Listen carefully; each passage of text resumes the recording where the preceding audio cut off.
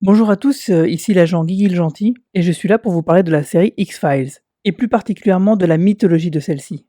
Le texte qui va suivre a été rédigé par un certain Struggold au début des années 2000, du temps où j'étais rédacteur en chef adjoint du magazine Série Max. Je lui avais commandé ce texte afin de rédiger un dossier sur la mythologie de la série. Ce dossier a été découpé en 3 parties. Voici donc ce texte, lu par Carlos Rodrigo. Et bien sûr, ces dossiers sont classés top spoiler.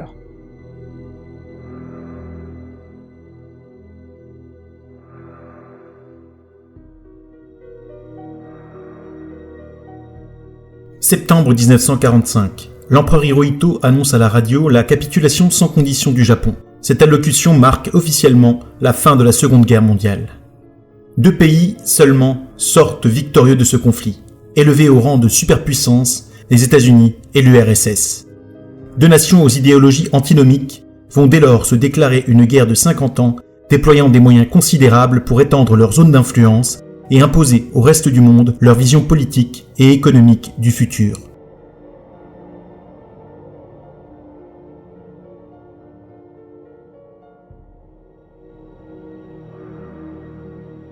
Pendant que les tribunaux militaires internationaux jugent les criminels de guerre dans les villes de Nuremberg et Tokyo, le ministère américain des Affaires étrangères, ou département d'État, déclenche en 1947 un vaste programme de récupération de l'appareil de guerre nazi et japonais. Ainsi, l'opération Paperclip va offrir à plusieurs savants et techniciens une immunité totale pour leurs crimes en échange de leurs connaissances et d'une participation aux projets militaires américains.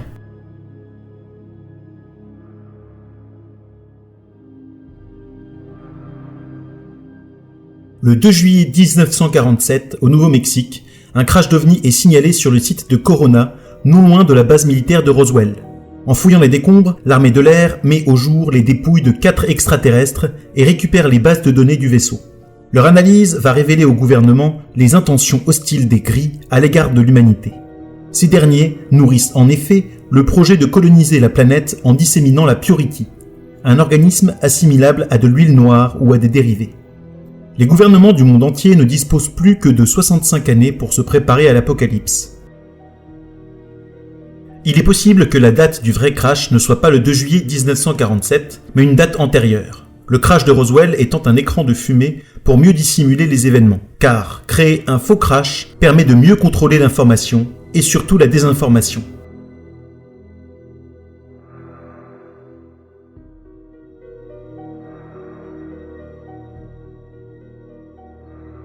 Les morceaux de l'épave retrouvés furent envoyés dans 6 bases militaires américaines, dont celle d'Helens dans l'Idaho et celle de Groom Lake dans le Nevada, pour y être étudiés. Après des décennies de recherche, les premiers ovnis militaires utilisant une technologie extraterrestre ont vu le jour au début des années 1990.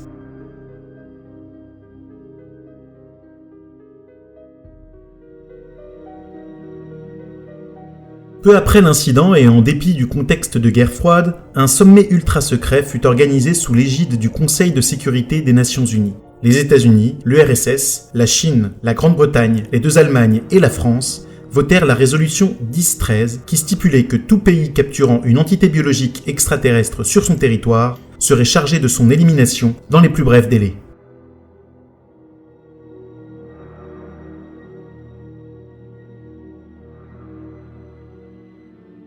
La même année, une cellule de veille fut constituée au sein du département d'État. Véritable composante de l'opération Majestic, la cellule reçut 2 missions. Mettre premièrement tous les moyens en œuvre pour dissimuler à l'opinion publique l'existence de la vie extraterrestre, et mener deuxièmement une série d'investigations dans le but de recueillir du renseignement sur la biologie et la technologie des colons extraterrestres. Le groupe fut renforcé au début des années 50 par des agents exceptionnels, C.G.B. Spender, alias l'homme à la cigarette, William Mulder et un certain Ronald, alias Gorge Profonde.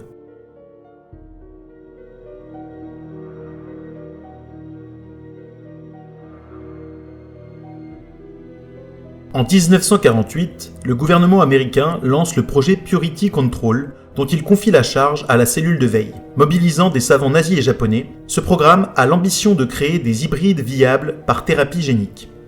En effet, la recherche menée en amont du projet a démontré que des hybrides seraient virtuellement protégés contre les effets de l'huile noire. De l'ADN est prélevé sur le cadavre des extraterrestres de Roswell et inoculé à des marchandises. Ce vocable désigne les malades mentaux, les SDF et les Amérindiens utilisés lors de ces expériences. Par la suite, les ratés, et ils sont nombreux, sont systématiquement exterminés par les balles ou le gaz cyanide.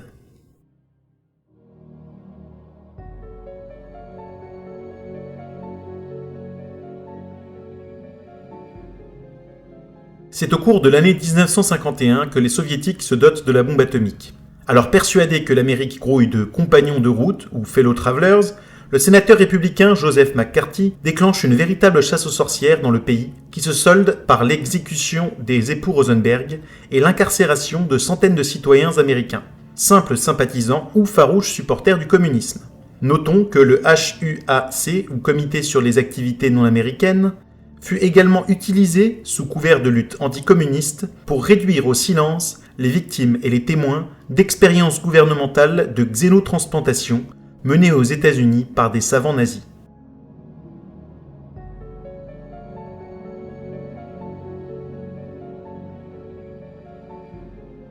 Préoccupé par la grande possibilité d'un conflit nucléaire, le gouvernement charge des hommes comme Bill Mulder d'aller recueillir auprès de la population des informations génétiques en vue d'une éventuelle identification post-apocalyptique des victimes.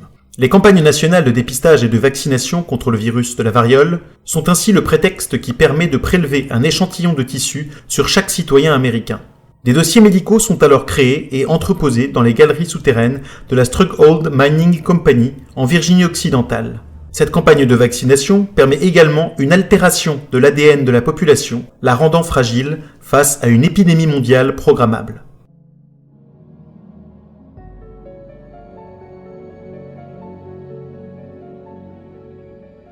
Au milieu des années 1950, le gouvernement américain apprend que les Russes se livrent à des expériences d'eugénisme. Ces derniers manipulent les gènes de leurs plus grands savants et athlètes dans le but de produire une race supérieure de soldats. Bien entendu, les Américains sautent à pieds joints dans le train de la génétique eugénique. Et de ces mêmes expériences sont nés les Ève et les Adam, des enfants aux chromosomes surnuméraires élevés sur le site de Lichfield. Ce programme se solde par un échec et les créations qui ne se sont pas donné la mort sont incarcérées.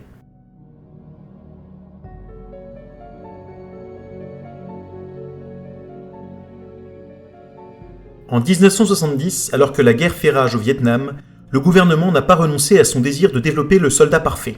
Grâce aux docteurs Grissom et Gherardi, il oriente cette fois la recherche vers l'éradication du sommeil. Les conséquences de cette expérience sont tout aussi désastreuses pour les soldats qui se sont portés volontaires que pour la population vietnamienne.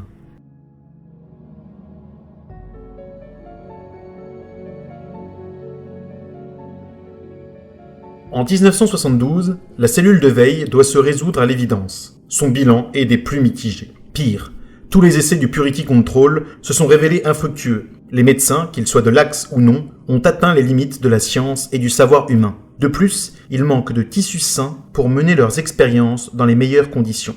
La cellule de veille ne peut se permettre de rester dans l'impasse. Désormais plus puissante et plus autonome, c'est en plein Watergate qu'elle adopte l'idée folle qui traverse l'esprit de C.G.B. Spender. Lors d'un vote majoritaire, il est décidé que la cellule de veille créée en 1947 s'alliera aux colons extraterrestres. Elle change sa nature, devenant une société privée dont les intérêts vont dès lors à l'encontre de ceux du gouvernement engagé dans la résistance. Le syndicat est né.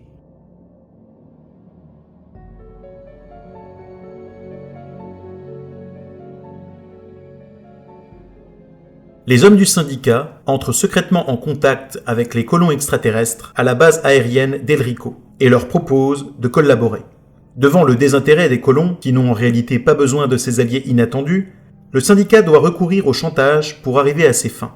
L'humanité serait anéantie par le feu nucléaire si ses membres n'obtenaient pas un asile pour eux et leurs familles. Cette menace de la politique de terre brûlée achève de convaincre les gris d'accepter l'idée de la collaboration. Les conspirateurs savent que l'ennemi a besoin de l'humanité pour que la colonisation soit un succès. Les affaires Roswell et Jos Faber les ont laissés imaginer que la dissémination du virus vise à faire de l'homme l'esclave éternel de l'huile noire. Mais ce n'est que 25 ans plus tard que le syndicat découvre le stade caché de l'huile noire et le projet de repeuplement spontané de la Terre.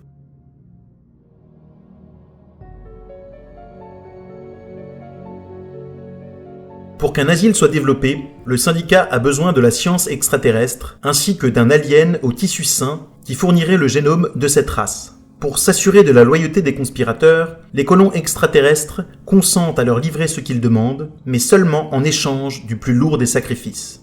Dans la nuit du 13 octobre 1973, tous les membres du syndicat, à l'exception de Bill, livrent un membre de leur famille au gris, ceci en témoignage d'une allégeance parfaite. Malheureusement, ces derniers remarquent l'absence du représentant de la famille Mulder.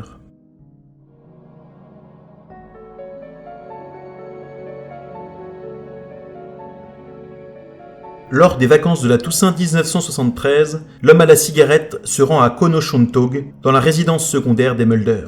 Ce soir-là, des éclats de voix réveillent les enfants qui assistent effrayés à une discussion houleuse entre leurs parents et le mystérieux fumeur.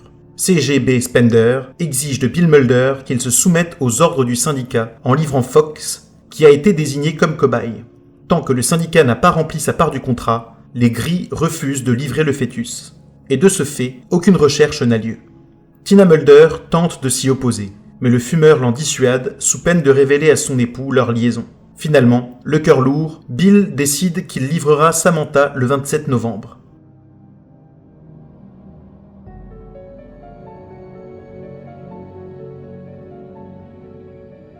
Le pacte est scellé et le fœtus livré. Bill Mulder reste pourtant persuadé que la collaboration mènera le groupe à sa perte. Dès lors, il lance un projet visant à développer un vaccin contre l'huile noire en parallèle du programme Purity Control.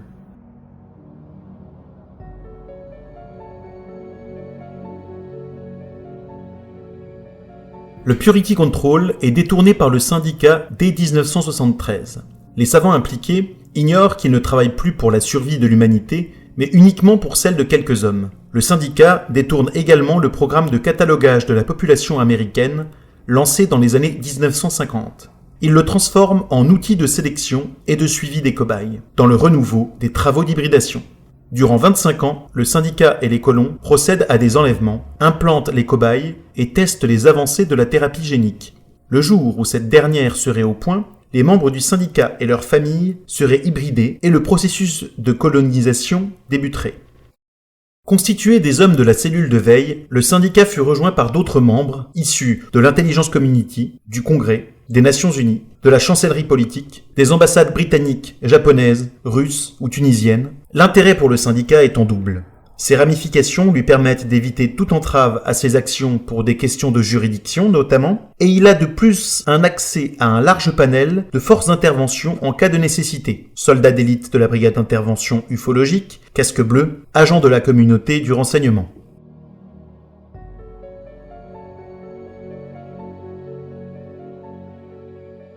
La FEMA, ou Agence fédérale de gestion des urgences, est une agence indépendante qui ne rend des comptes qu'au président des États-Unis d'Amérique, et ce, depuis 1979, année de sa refonte. La mission de la FEMA consiste à réduire la perte en vies humaines, mais aussi à protéger la propriété privée et les infrastructures critiques nationales de tous les types de dangers par un programme de gestion complet fondé essentiellement sur le management des risques, la gestion et l'organisation des secours et l'éducation de la population. C'est sous l'ère Nixon que le syndicat, par une action de lobbying, élabore un plan de transfert des pouvoirs des principales agences de sécurité nationale vers la FEMA. Cette consolidation des pouvoirs a lieu durant l'année 1979, donnant naissance au gouvernement secret sous l'ère Carter.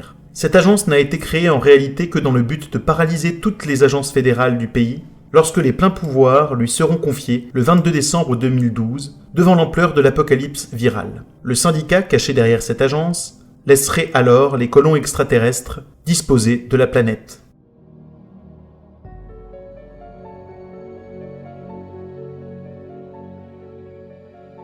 De 1987 à 1994, un projet de thérapie génique est mené dans la ville de Delta Glen, Wisconsin. Les habitants sont dopés avec des anticorps provenant du fœtus que le syndicat a reçu des colons extraterrestres. Le docteur Larson est payé pour injecter la substance aux enfants de la région, invoquant auprès des parents des injections vitaminées nécessaires à la bonne croissance de leur progéniture.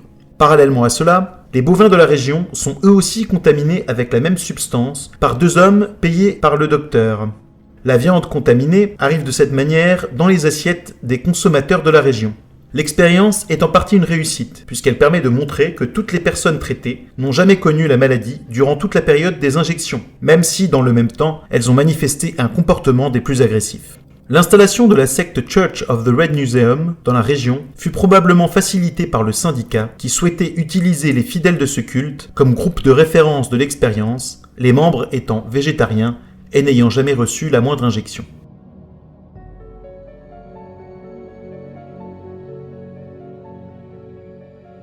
Septembre 1993, dans la ville de Bellefleur, Oregon, plusieurs post-adolescents de la promotion 89 décèdent, victimes des expériences menées conjointement par le syndicat et les colons extraterrestres.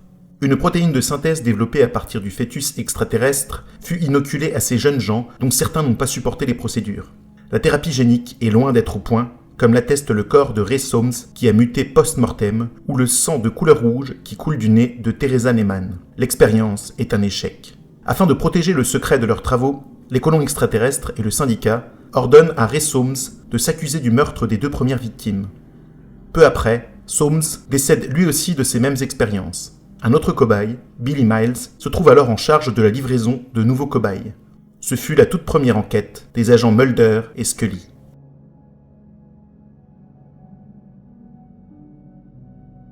Voilà, j'espère que cette première partie vous a plu et je vous donne déjà rendez-vous pour la seconde partie où nous traiterons plus en détail des enquêtes des agents Mulder et Scully. A bientôt et en attendant, ne faites confiance à personne.